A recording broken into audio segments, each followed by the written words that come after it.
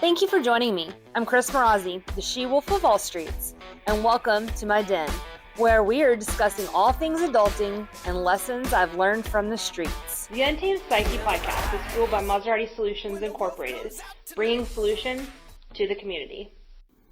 Part of those solutions is our local women's events that we get together and we have a good time as women, and we have several sponsors that help make that world go around. And if without them, we couldn't do it. So I want to give a shout out to Sheila Hibbard, our local Mary Kay and beauty consultant specialist, Amanda Carter, owner of Clean & Co. Residential Deep Cleaning, Breen Baggett, specialist massage therapist, owner of Fit & Go, Ashley Worley, owner of Paws in the Burbs, Candy & Co. Realty, your local realtor, Moretta Moore with Arbonne, Ray Brooks Catering with Love on a Plate, Stephanie Gartman with Oklahoma Family Title, Amy Urshbaugh with Urshbaugh Wine Shop. She makes her own local wines. And Dee McCaskill, local all-round insurance agent with Cornerstone Insurance. And of course, our very own Patricia Howard, Union Home Mortgage. Thank you, ladies, for helping make such a special time for such special ladies. All right, welcome to Untamed Psyche podcast. We're so glad today we have a special guest, and of course, we have Crystal Lewis with us here that you joined today back, and she is a multi-entrepreneur. She started in the U.S. military, so she is a veteran, and now you're a trusted real estate agent. Yeah. And you also spent 5 years as a firefighter. So in our previous episode, you were going into kind of the nitty-gritty as to what you experienced at the Firehouse. And, well, I'm just going to let you get into your story. So, I go ahead. will go into a little bit of detail of exactly what happened, just so I don't sound like some kind of, we did go to an attorney, went to a well-known law firm. I had what I thought was a great attorney. She was still finishing up, so she was there finishing up her internship, before she was fully on her own. I got a phone call, said she was going into family law, so she was leaving. I was sad. Like, okay, I understand. Do what you need to. That's great. It's your career. It was about a year before I found out I was assigned a new attorney. So you got, it's a 2-year statute of limitations. So we're going on a 2-year mark, and I get a phone call, or no, it wasn't a phone call. I went on the EEOC website, and from there I saw that I had been reassigned, and they had the name. I'm like, who is this person? I don't know who this is. So I called the law firm, and they said, oh, yeah, we've reassigned you. And I said, when did you reassign me? Because I don't know anything about this. Mm-hmm. And the next day, the attorney called me. I went to his office, went through everything with him. He was very concerned, said, okay. He said, yeah, it really sounded like he was on my side until he talked to other partners that were there in the law firm. And then I got a phone call with 90 days left. 90 days is all I had to go. And he said, I'm really sorry about this, but we're going to have to pass your case along to somebody else because it looks like with the typical settlement for this, we're only going to gain about $75,000, and that's not big enough for our law firm to fight. So we're going to have to, he said, I would recommend looking into a smaller law firm. And I said, can you send me some recommendations? Because I don't know who to contact. I don't know who to call. And I went around calling all these attorneys. The one attorney I really, really wanted, I got a call from his assistant. She apologized because he took me on. She called the next day, apologized up and down, and said, we actually can't take on your case because he is kind of maxed out from harassment employment cases. And I was like, oh, okay. So we're getting ready to leave for Africa, on safari, and that was going to take 2 more weeks away. And by the time we got back, I would have to leave in a month, maybe 15 days. So I just sat there and I was like, I'm at a loss. I don't know what to do. And it was kind of one of those where I just told my husband, I said, I'm done. And he said, are you sure? I said, this has been exhausting. And I felt like I had somebody helping me out. Mm-hmm. And not only that, but the city attorneys like to sit on things for the very, very last minute. So as soon as I lost an attorney, they already won. Mm-hmm. And I had a hell of a case. I really did. And I had so many people that were like, well, Crystal, sounds like you have yourself a lawsuit. I'm like, yeah, but let me tell you how that goes. And then, Patricia, it might have been you or someone else that said like a federal statute of limitations is 5 years. There was me. Yeah. Okay, which means I'm still under that, but are you supposed to bypass state before you go to federal? So there's like all these things that I don't know where to seek further counsel from. And I talked to an attorney who's handled a lot of cases with police and fire and I mean, you name it. And then I talked to him and he said, I don't think I'm interested. I said, okay. And I did a background check on him and I looked at his cases. Every single one of his cases, he represented men in harassment suits. Never had he represented a female. Yeah. So that without him basically telling me, I already figured it out. And I couldn't say, he's an attorney. I'm not going to come back and say, oh, I see you never represented a woman in a harassment case. He's going to cover his butt and, go against that. So it's been very frustrating. And I think that was the angriest part. And I saw a side of me come out that I knew was always there, but I've never seen it. So when it did come out, I was so furious. The thoughts that went through my head, I wanted to wreak terror on everyone involved. I did not want anyone to have a happy life. I wanted them to be miserable day in and day out. It's like carrying the Hulk inside of you. Oh, because I felt the same. Like, I had when I had complications with my youngest son, I nearly died in the hospital with HELLP syndrome. He was in the NICU for 30 days. I ended up losing my job. They had less. They had a very small, and I made the majority of income for our family. And they had small enough employee count that they didn't even count for the EOC. They wouldn't even help us. Oh my God. And they thought I was going to be in the hospital because I delivered on 31 weeks. They thought I was going to be in the hospital for 9 weeks. And so they were just like, do I find my replacement? And I've been there 3 years and never had that should never be right. It should not be a thing. So, yeah, so I know exactly like how you felt. And it's like you're like, I want their lives to collapse. I want to crush them with my hands. Yeah, I've never felt, you never feel so much anger until something like that happens and you feel like you've been so attacked and literally no one cares. Yeah. Not a single person. They got what they wanted. They're continuing on with their lives. Lawyers didn't care about my stuff either. Oh, they're in financial trouble. We won't get anything. Like, I don't even care if we get anything at this point. I just feel like they need to be held accountable. That's all I asked. Yeah. It got to the point to where I said, I literally just want these people to be held accountable. And since then, there's been a couple retirements. One's been promoted. And I'm like, in charge of tons of women and for 6 stations. And it's like, okay, well, I'm clearly this went the way it should have gone, Yeah. Sure. But speaking of hospital, so the one thing, I'm actually having my notes here, I had to highlight it. And this is the first time, Wednesday was the first time that I went over notes. These in particular, since I addressed the issue, but I'll go through it every once in a while just to kind of work through it. And, after being in therapy, process it, chew on it. Yeah. So there was one time my daughter was going through the whole, I don't know, social media, I don't know what it was. She was talking to people she shouldn't have been. She was 14. Yeah, I believe 14. Remember, it was 4th of July. And some things happened at home. And 11 o'clock at night, my husband and I drove her to St. Anthony's and admitted her to the psych ward in St. Anthony's. So she was there for 2 weeks. While that was going on, one of the guys at the station had checked up on me, as I was doing everything. I said, hey, because no one else had reached out. And I said, thank you for checking up, which I had to leave my station and I had to go work in administration for that time. And I stayed there for at least a month because someone had to be home with her at night when she got out of the hospital. And I said, thank you for checking up with me. I really appreciate it. When I finally got back to the station, that guy and another guy took me to the side and said, hey, we just want to let you know where you were gone, having chow. And the guy says, I let them know that I reached out to you, and someone said, why'd you reach out to Crystal? Well, because that's what you do. This is like a brother or sisterhood. And I just thought I'd check in because I can't imagine having a kid going through that, being the parent on the other side.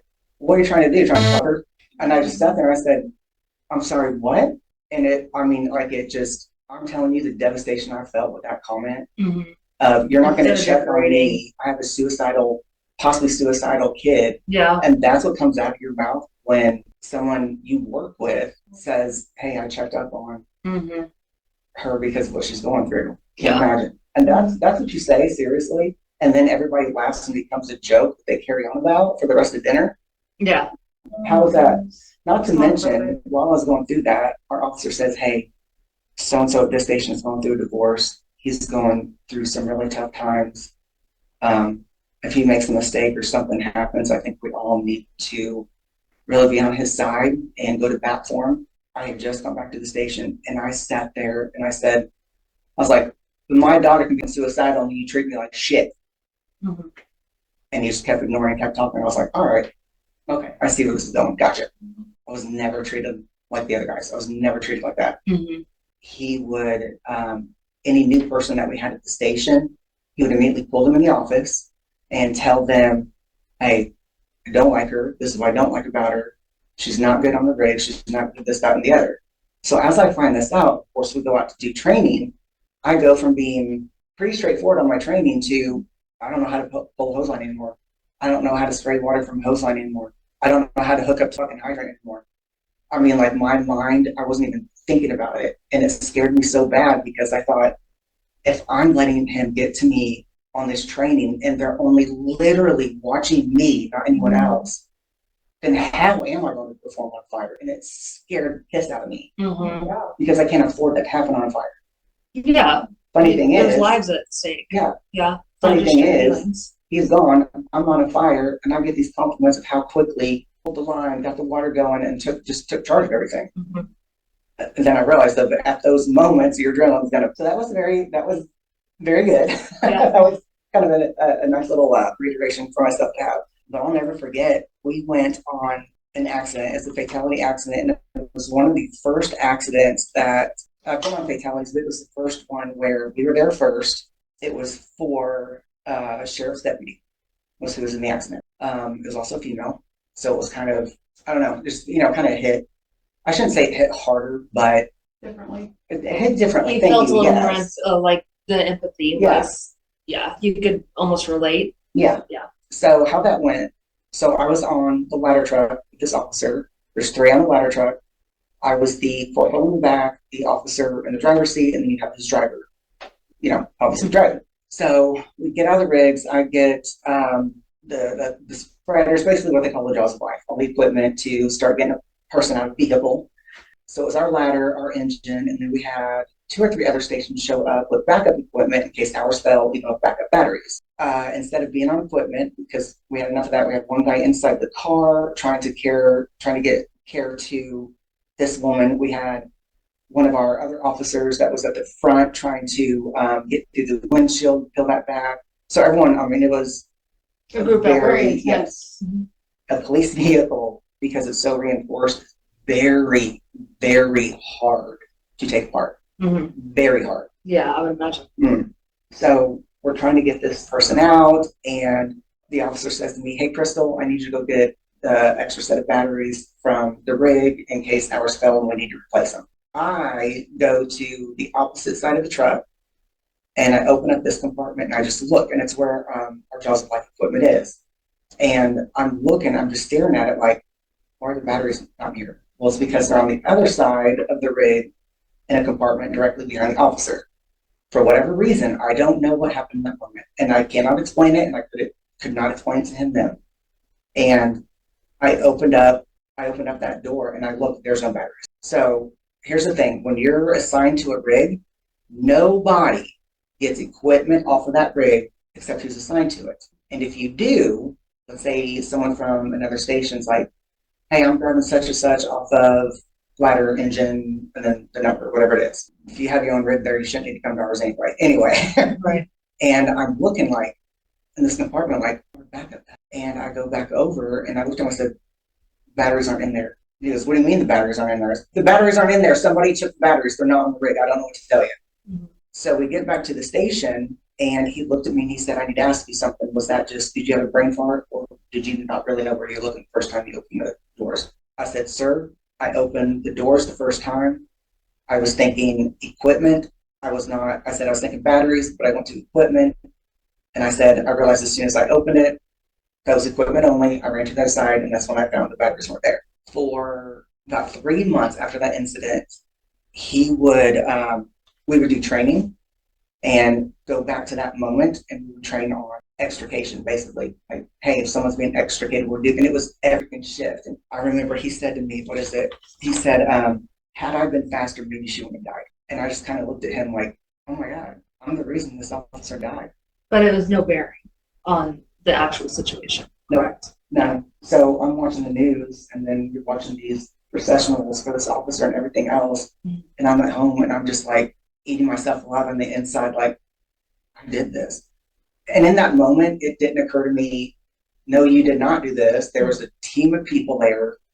I mean, she literally, I was holding her head. No. And I was holding her head. And I remember I placed an eye gel down her throat, and I remember moving her hair out of her face and looking at her, and she was blue. Mm-hmm. So she had technically died by that point. Mm-hmm. And that's why I think I put harder on myself, because I kept thinking I'm the reason she died. Mm-hmm. What if I would have? Then I find out about a year ago, my husband talks to one of our old drivers. He's a friend of ours. Totally love this guy. I don't blame him for anything. He's always been protected. He's a great guy. Mm-hmm. It was about 2 years ago. He's talking to him. And my husband comes home and he said, I have to tell you something. I said, okay. He said, I talked to so-and-so. And he said he thinks the other driver purposely took those batteries off the rig so you wouldn't have access to them.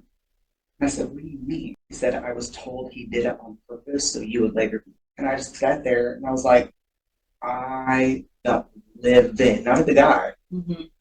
He didn't say anything because I think he was afraid of how I would have taken it, or afraid of how my husband would take it. Well, and if he doesn't have proof, he just maybe heard that through gossip or whatever. Right. Well, magically, we got back to the station, the batteries are there, and nobody to this day will say who took them. No one will admit to taking them off the rig. They were there, but not on the rig. When we got back to the station, they were back on the battery packs where they're supposed to be, where they should have been. When I first, yeah. And all of a so sudden, somebody put them back in there. And then I was like, where'd the batteries come from? Not a single person opened up or said anything. But did anybody else see that they weren't on the rig originally? Mm-hmm. They didn't go check it? Mm-hmm. Okay. No, because that was my responsibility. Yeah, I was just wondering if they went and checked it, and then that way you could say for sure, you didn't just oversee them. Obviously, I'm sure they're huge. You probably did not oversee them. But no, because you open up, it's literally just the battery pack right there. Right. Right.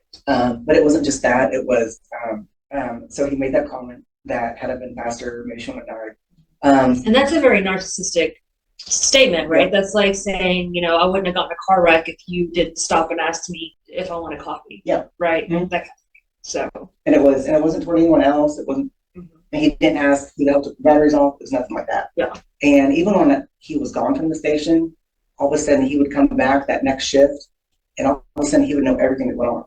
And I again would be, Crystal, why did you, whenever everyone else had made all these mistakes? Mm-hmm. So we had a guy that was sleeping in the freaking bedroom, fire alarm tones go off, we take off. Mm-hmm. This guy is driving the brush pumper, which is a rig that basically for grass fires and things like that, it's easier access. You can drive those out immediately instead of roadside. You're not going to take a big engine or a ladder truck out there in the middle of the field. So mm-hmm. that's what your brushers are for. So we had that manned. Usually every shift we had it manned by someone. And we're on the fire and realize that brush pumper guy never made it to the fire. So we're like, what happens? We get back to the station, and he was just waking up, trying to figure out where everyone was. And the officer said, way to go, man, you just missed a fire. Joked about it, laughed about it. Yeah, that's crazy. For the next 2 shifts. It was no big deal. That's a big deal. My ass would have been in a chief's office. Yeah, I think most people's would be. Except any of those guys that I worked with. That's crazy. And because of how things were not handled, I was a relief driver, and I was taken off of all the rigs for 6 months. I didn't know why. The officer didn't tell me why. The drivers didn't tell me why. Nobody told me why until we had a guy going to our station, and he said, you know why you've been taken off the driver rotation, don't you? He's not even on our station, and he knows this. And I said, no, why? He said, because until you go through the compartments and you know exactly where everything is, the major's not going to put you back on the rig. And I was like, when did this happen? Because it's been almost 6 months and I've not been driving. And I've made the comment, I need to drive. And he would just ignore it like he never heard it. There's a situation where, like I said, when you're assigned to a rig, that's your rig. And I was loaned to another station from like 7 a.m. and I got back to my station like 4. And the brush pumper, which I was assigned to at the time, wasn't there. I guess it was down at the shop. Somebody said something was wrong with the winch on front of it. So I was in the kitchen helping cook, and the rig, 2 drivers go down and get it and they bring it back. I'm like, oh, okay. Nobody gives me an update on the rig. No one said, Crystal, come out here and look at this. This is what we did. Nobody said the winch was taken off and it was replaced. That's why it was down there, needed to be fixed. Mm-hmm. It wasn't until, so I didn't, mind you, I go back to the station for being gone all day. I don't know any of this. Mm-hmm. If we get a fire alarm at like 1:30 in the morning, something like that, we all leave. We're en route, we get called back because it was, other rigs, one rig could take care of it. It wasn't anything big. So we turn around and go back to the station. One of the drivers asked me, we get back and he looks at me and goes, did you know that the winch, the same guy that brought the damn rig back, he said, did you know that the winch was replaced on the brusher today?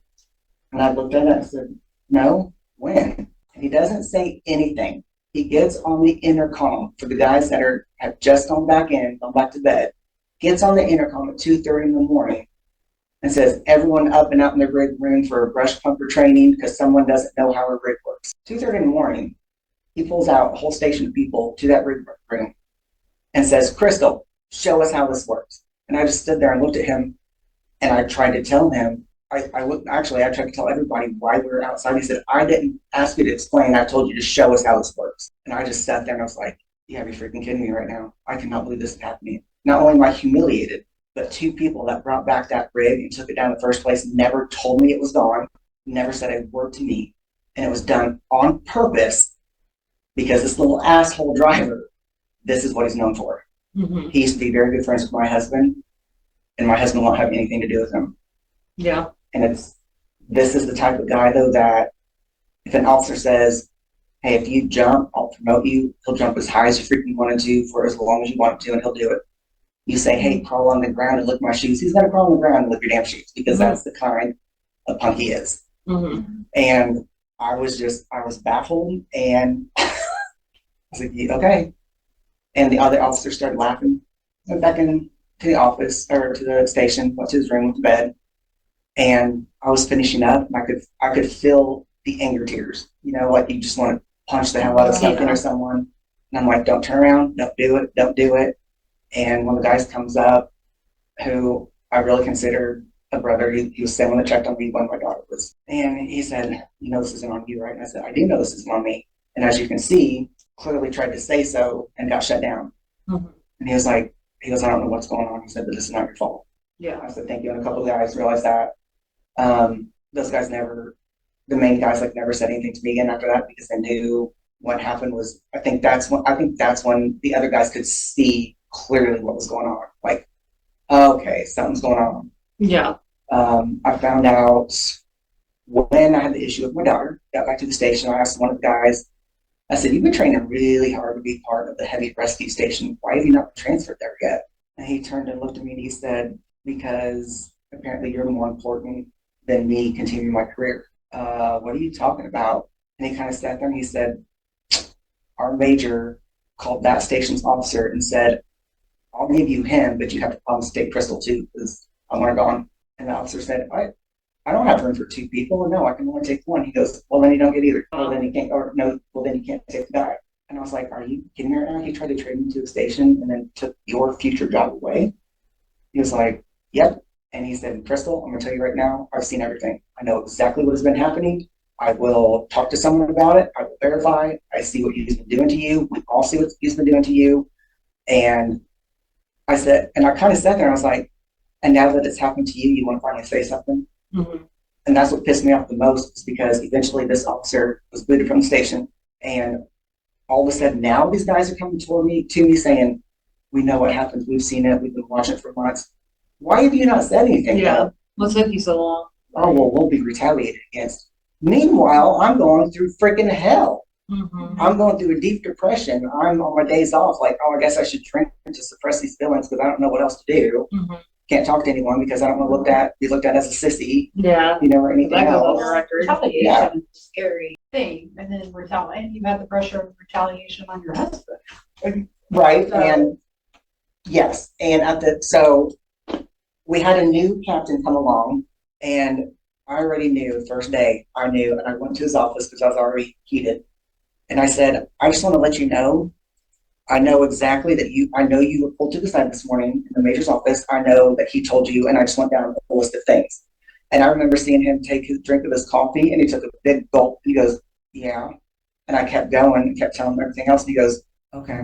By that night, 10 o'clock at night, I'm in the bedroom, and he opens the door. He's like, you press one, turn on the light. I said, okay.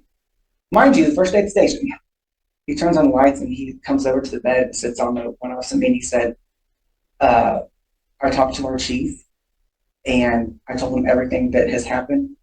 There's verification that it's even worse than what you said. I hope you're not mad at me, but please understand that we're filing an investigation against this officer because across the board, and from what I've already seen, he said the way he acts toward you and how he treats you and some of the other guys, he needs to not be here. He needs to be disciplined for his actions. And he said, I'm sorry if I'm crossing the bounds, but I have to do what I need to as an officer, and I hope you understand. And I just looked at him, I was like, thank you so much. Holy shit, for the first time in over 2 years, somebody I've talked to is actually doing something, and he doesn't care how anyone else looks at him, Right. He doesn't care if the officer gets mad. Mm-hmm. The next thing I know, there's an investigation within a week, but what was screwed up about that is that along with my chief, there was another chief from downtown that came to do the investigation who never should have done the investigation because it's a conflict of interest. He was good friends with this officer, his son-in-law, and this officer hung out all the time, went hunting together and everything. He does the investigation, and the whole time he's telling me, and I've got on recording, he's saying, Crystal, this is about you being left off the rigs. So let's talk about the driver rotation. And I said, okay, well, it's about everything else and why I can't be here. I can't be here because of what's going on.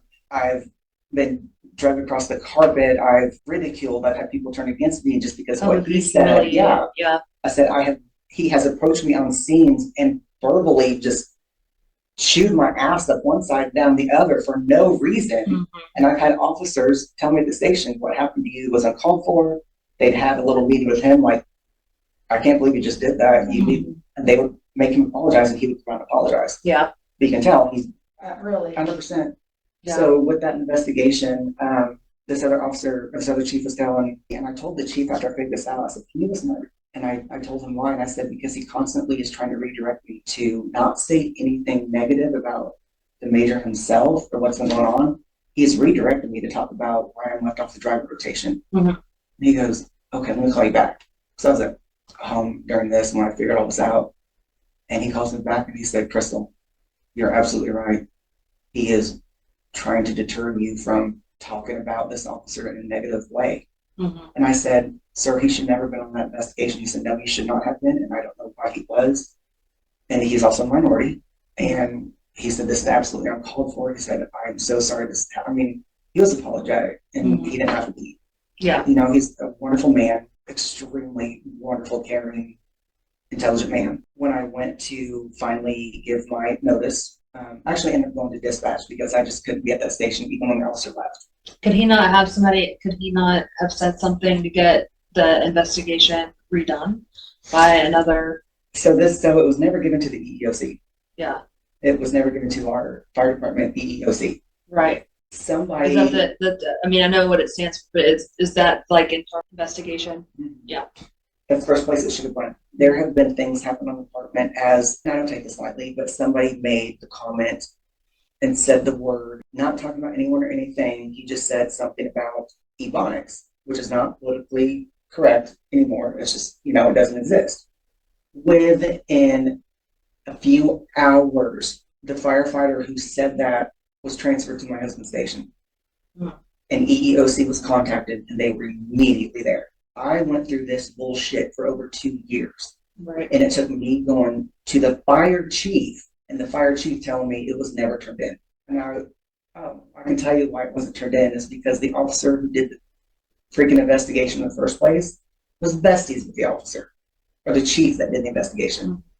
Then I find out from the EEOC in the meeting that one of the EEOC chiefs said, well, Crystal, we were never aware of that. And there were 6 of them. And I said, you were never aware of what? And he said, we were never aware that you were under harassment. And I said, why? That entire transcript that you have in front of you right now, that entire recording, all states why I feel like I was harassed. He said, you never stated the word harassment, so it was never considered a harassment case. And I just sat there, I looked at him, I said, you mean when I said, oh, I feel uncomfortable, I've been treated like crap, I feel like I can't be myself anymore, this officer has made me feel like I'm a piece of dirt, I can't do my job. None of that screams harassment, because I didn't specifically say the word harassment. You decide not to look into my case. Yeah. And you can tell there's another chief going kind of like kind of telling him to, because he was getting heated. Mm-hmm. And he said, I was told to omit any information that did not have to do with driver rotation. And I just looked at him and I said, so your transcript literally says about a half a page of, I feel like I was left out of driver rotation because I'm a female. He said, yeah, I was told it was a complaint. And I said, like, tattletaling? I'd be like, well, that's where you need to start your investigation. Yeah. To start tracking back who's saying what. Yeah. So, and telling you to do those things. The thing that killed me is an EEOC chief was told to omit information, and he did it instead of looking into it and conducting the investigation. That's what I'm saying. He's part of the problem. Yeah. So I sat there and I said, with all due respect, sir, if the administration would have done their job properly, we would not be sitting in this position right now. To which he raised his voice and said, the administration did what they were supposed to do. They did their job. So you being in it, and then another chief spoke up. He goes, we're going to bypass that right now, because he was getting heated and then basically told me I'm full of shit and I'm the reason, even though they didn't. So it took me going to the fire chief, bringing up this information for the fire chief to basically think we have a lawsuit on our hands. We need EEOC now. Yeah. Because they knew. Do you know, to this day, they kept it so quiet. Someone just asked my husband 2 weeks ago what station I'm at. I left in 2022. Mm. And there's people that still think I'm on the job, and this does not exist. No one knows about it. That's the single person. That's wild. And there's like, oh my gosh. Let's see. Yeah, the officer, my station officer, would reiterate to the crew, oh yeah, how much he hates me. He wants me gone. Would tell everybody. They would go back and forth. He'd go back and forth with a buddy at his, at another station that has a female there. And they'd trade stories about how both of us are stupid and didn't know our jobs and all this. And I'm like, we're friends. We're going to talk. So we found out this about each other. Mm-hmm. So when we had the EEOC meeting, I brought it up. I also brought up with these 6 minorities, the racial slurs this officer would clearly say in front of all of us, and how he made it very known that certain chiefs made their position based on their skin color. Mm. So that right there, they were already kind of like, oh, I said, this is how he is. This is what he does. I don't know if it's a minority issue. I don't know if it's an ego issue, a narcissistic issue. I don't know. Sorry. You're good.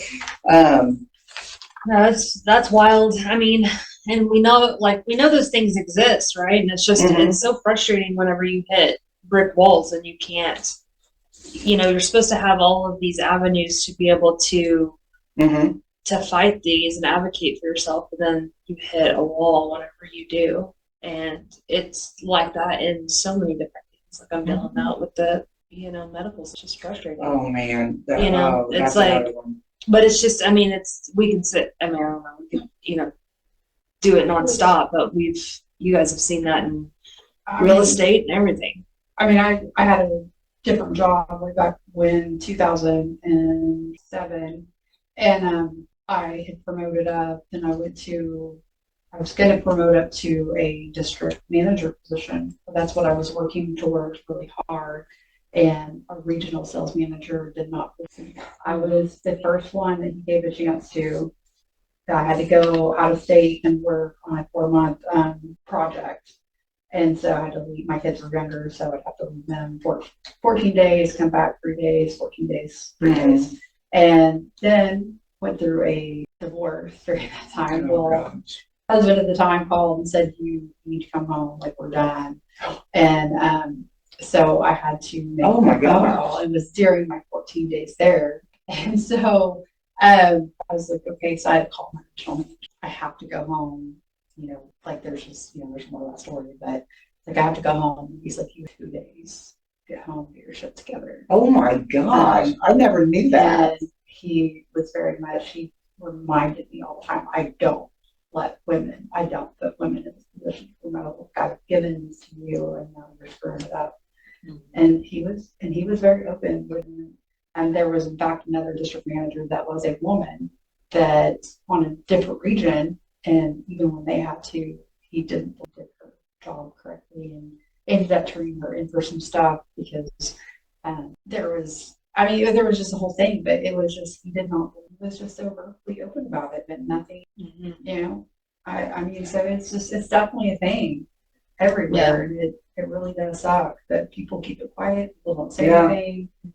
And it just gets to happen. It is, I guess I just am beside myself that it still happens and people allow it to happen. There was the chief who has since retired, but somebody approached him about it.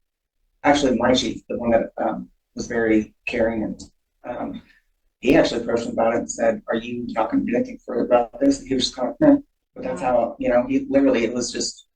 Yeah, that's where, we start feeling like we're allowing it. I mean, women that go through the physical, what you thought was harassment, only being physically touched. I mean, most of them don't come forward because in their mind somewhere they're like, I allowed this, or it was my fault, so I mean, I think that whether it's verbally, whether it's physical, any type of harassment, doesn't matter what it is. We as women, I think, are somewhat trained. I mean, I was trained as a child that anything that my dad did to me was my fault. And I didn't really ever admit anything happened until I was 38 before I would verbally say I was sexually molested, because I told my therapist for 3 years, I was like, it's not your fault. It's not your fault.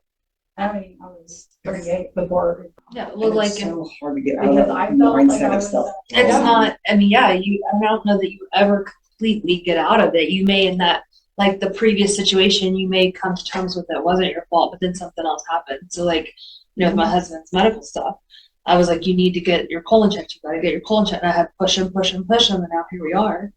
Right. And I'm like, I would have just left him alone, So, it's just like one of those things that you're just like, it's just like what, you always feel like it's your fault. And people be like, it's not your fault.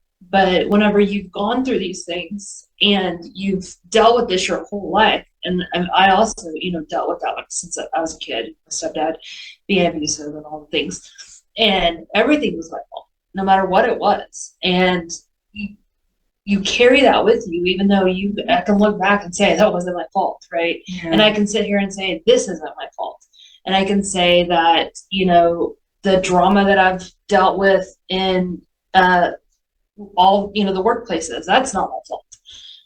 But it doesn't stop those intrusive thoughts from coming in when these things happen again. Yeah, it doesn't. I think I don't know if it's just put in us as children or women, just being women. We carry a lot of responsibility. Give birth, have jobs. We, like there's this huge responsibility on women. Well, you said you are supposed to be the center. Of family is center. There's just that. That's a lot of stigma. Use for it. That stigma on us from such a young that the responsibilities are, so it must be our fault. And then we deal with those traumas, like in, whether we deal with that in the household or we deal with it in high school or junior high or whatever that is, it will, when it first happens, that's when your emotional growth gets stunted. And then it continues to get stunted. And then you start resorting back to whatever age that was, 8 years old, 5 years old, 2 years old, 6 years old, whatever. And it's hard to get out of that mindset because that's what the PTSD is, right? It takes you back to the moment. And if your moments were really young and like yours were young and mine were young, it's hard to be that warrior and stand up and, immediately, right? Because we're not adults in that mindset, we're children. I didn't want retaliation for that, sent me to therapy, and I didn't trust the therapist because for one, it was something my parents chose. Sure. And there was that. I mean, because he was like in the center, like he always was my fault. So there's that retaliation. He got married so young because he kept telling, I wanted to go to college and you know, I had all these dreams of what I wanted to do. It's like, you can go in the military. No, do I look like somebody who would go in the military? I mean, I don't know. there's a lot of lipsticks in the military. I They're know. very pretty. Yes. It's Not that it's they're not lesbians, about me. but It's not just about me. pretty, very It's pretty. not about being pretty. It is about, it has nothing to do with being pretty. But Well, I'm I the can't biggest look fan. at you and say that. We know I am- you and say that you're I prissy. am. You're not gonna do it. I said pretty. It's not about being pretty. It's about being prissy. That's what I'm very saying. prissy. Yeah. And, you know, yeah. And so because I was always afraid of retaliation. Right? Yeah, of When, course. like, I was adopted back. I mean, I believed Oh for my so God. long Oh my that, and he was a police officer. And so he carried weight. Oh shit. He carried weight. And so I always looked that he was a police officer. He was in the town and they liked him. Oh, But I carried the accountability issue of like wanting him to be accountable. He was never accountable for what he did. And I carried that in all. That's what's so wild. Is because I had trouble, you know, when you're a parent, it just is what it is. But I had such this strong belief that you should be accountable of constantly. And there's that level of accountability everybody needs. But I was so hardcore about it that I was almost like in an abusive state with like my oldest daughter, because I was like, you're going to be held accountable. And I was just but it was later when I went through therapy, that's where that stemmed from. Because I was so angry that my dad was accountable for anything he did, because it was always, you're so great. The town loved you. Oh, your dad would never. And there was only one person that I still to this day believe that she knew what my dad was doing, but I think she was so afraid of her position. sure. And Man, that is I like, will always believe that. I just used to know. It's like she just used to say little things to me or just look at me. Like she just knew that she was on the school board, you know, on city council. Like she was all the things. And then he was a police officer. and see, and that's where like, It's abuse of power. Yeah. yeah, because then, okay, someone goes to him, who's to say he's not going to take it out worse on you, and then deny. That's Right. it. Gosh dang. Yeah, that's so really it is, hard. those key words, retaliation, just, you know, feeling like you allowed it to be very inside powerful. Mhm. My dad left. I'm 3 or 4 years old. I don't remember. Then everyone I ever met, they were like, for someone who grew up without a dad, you don't have any daddy issues. They're like, I didn't know what that meant. Like, years I was like, I don't yearn for, my mom was awesome. Like, and I'm a great little brother. Yeah. I definitely don't yearn for a father. When my stepdad came along, like, I was excited. He was freaking fantastic. But I remember that, and I always thought it was funny. I'm like, okay. But my first marriage, my ex-husband was very verbally and mentally abusive. And so, like, anytime we had an argument, it was pure just like 3 hours of him yelling and screaming and threatening. And to this day, like, even if I hear my husband in the other room, like, yell because he can't find something and he's yelling at himself or like, Watching you know, the air. Yeah. I can't, I'm like, you know, like, I just feel this cringe. I'm like, and he knows I don't like, if you're yelling, like if you're on a job or something, you're yelling to someone to hear you, or, you know, like, if you have to yell for a reason, I think it's different than yelling just because. And there was a job that I had back in Illinois, and single mom, kids were very little, and I remember didn't have a cell phone because it broke, so I remember being on the computer looking at eBay just like a quick phone to kind of make, because my kids were so little, I needed a phone for daycare and school purposes for myself, for emergencies. And I remember my boss walking into the office, and he saw that I was looking at phones on eBay, and I quickly like stopped and looked at him. He said, what are you looking at? I said, phones. I explained to him what I need. And he goes, okay. He goes, hey, can you come here a second? I was like, yeah. And I worked at a chiropractic office. He was the chiropractor. And we go into one of his office, one of the rooms, and we closed the door. Oh my gosh. And I've never seen this from him. This is someone that I really liked. I thought he was a wonderful boss. The next thing I know, he turns around, he starts yelling at me, cussing me up one side and down the other for even thinking of being on the computer during work hours. And I'm just sitting there like, I was so blown away. I didn't say anything back. It immediately took me back to when my ex-husband would raise his voice at me and yell at me and call me every name in the book and threaten my life and all this other stuff. And now a boss is doing it. And I'm like, I gotta get out of this. And there's a part of you that when you here, especially been through it, like you start to shut down a little bit, Oh, absolutely. you Yeah. know, and like, and I think that's still, You with no almost matter, disassociate. You're like, oh, you're just like a shell. and I've done that with my husband. Like, Yeah. if we've got an argument, like maybe we'll both like raise our voice or something, and it just all of a sudden, like, it just mentally takes you back. Even if you've done, even if you're over it, even if it doesn't matter. You hear that, and it's like, you learn how to cope yeah, better. That's my theory with therapy, is that you do learn to process and all those things, but you learn the skills. yeah. It's never, there's no, like, you're healed from it. Your healing is when you go. My own personal opinion. Yeah, no, That's you're just you're me. you're right. Like I'll hear my husband yell at the dog something. You got a reason. There's one taking off down the street. There's cars coming. You're gonna yell, you know. But like, or like yelling just to be yelling. I mean, it just takes you back to that moment of everything you've ever been through, and then it sucks because then you have to go back and think, okay, what did I learn? How do I cope with this? And then even on the fire department with the voice raising and stuff like that, I think maybe that's what made me think, oh, don't say anything, you'll get in trouble. I always thought I'd get in trouble. Who am I going to get in trouble from? Yeah. Yeah, that's like such a big deal. Like whenever you know you're going through your 20s and 30s, and you're like, I'm gonna get in trouble. But like, what's gonna happen? Like, what is it that's gonna happen? I think about that so much now. Yeah, yeah. I do this We were raised position a little in that different. generation too. Oh yeah. And that anxiety, I remember being like in public and something happening, and then knowing, like, when you got the car or that drive home, like, we were just raised, we were just raised in that generation. Oh, like, for sure. Getting in trouble means something a whole lot different than I think Oh, it is yeah. today. Oh, yeah. No, and they're like, oh, I got beat. I'm like, no, you didn't get beat. Like, I got like beat with a belt that had little metal bumps on it. And I was bruised from here down to my knees. And you know what it was over? Slap bracelet. Remember those? Yeah, so I was slapping it. My stepdad told me to stop slapping it. And I slapped it one more time just to put it on, just to stop. He yanked me up by my clothes, dragged me into the bedroom, and beat the living tar out of me. Oh my God. Yeah. So I'm like, I don't think you people know what beat is. Like, there's obviously some that's still going on, right? But like, and there was a video that went viral of this woman that yanked up her kid and started beating him with a belt, and was like I think it was the daughter and the son reported it because they were tired of it. And, you know, to me, that was some validation, right? Because my mom was always, well, you shouldn't have talked back, you know, whatever, right?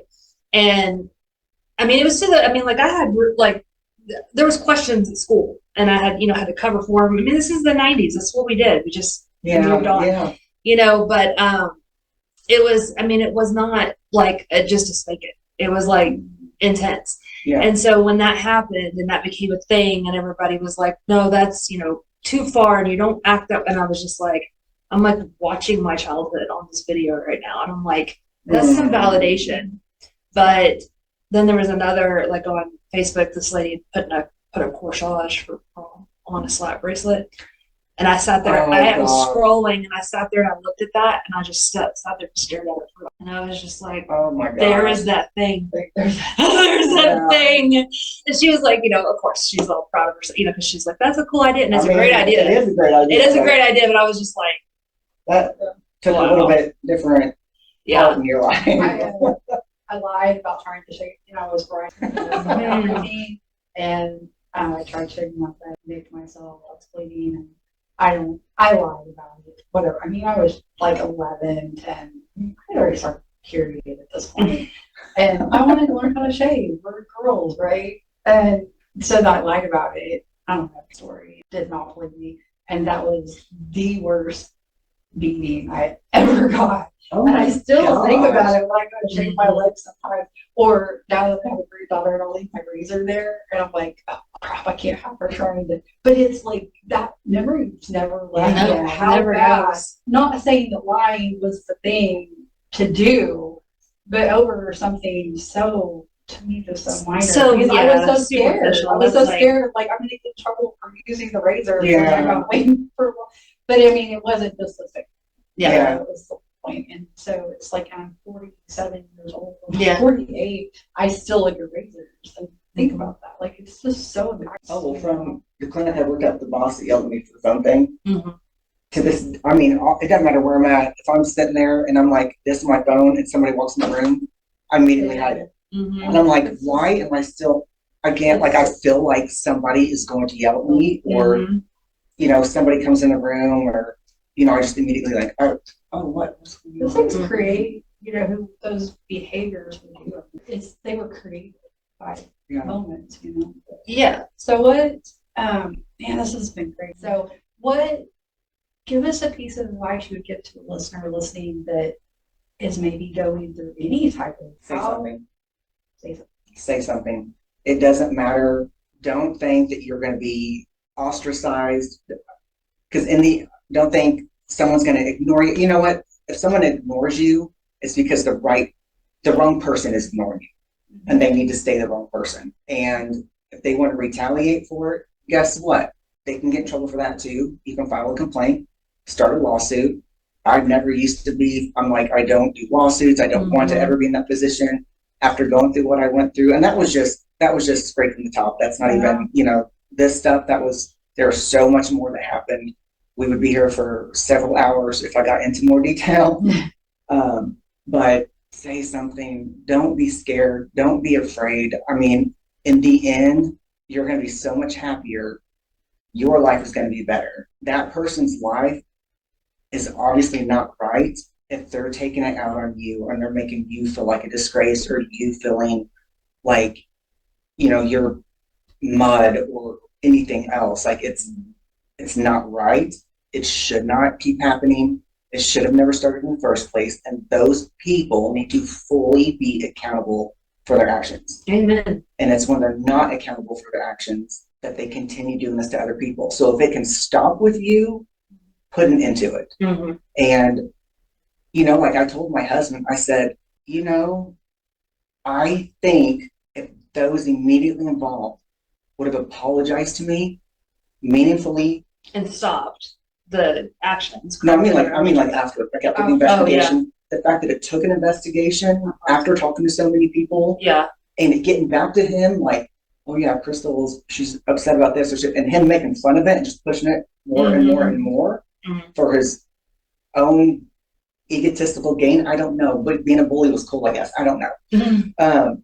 After the fact, if those people that were directly involved in the administration and that officer himself, if they would have personally came to me and apologized and said it should have never happened, I would be a different person today. Sure. Because I fully believe in forgiveness. I believe people make mistakes. To this day, I've not heard a single thing from anyone that was directly involved in that harassment. Not a single word. And in fact, when he got promoted, somebody made the comment, oh, I guess anybody they just promote anyone these days, to which someone replied, what do you expect? You want them to suffer forever? Hey, guess what? Guess who's suffering? Yeah. Not him. The one who had to give up her career. Yeah, not him. But I'm very happy where I'm at. That's how, I mean. It all happens for a reason, right? Same thing, like, you know, I wouldn't be in the position I was if I didn't have the issue with the pregnancy situation too. You know what I mean? I'd probably still be at that job. So it's just when there's a door closes, another one opens wider, as long as we choose to walk through it. And that's the thing, is we've got to make that choice to walk through it and use it as a lesson.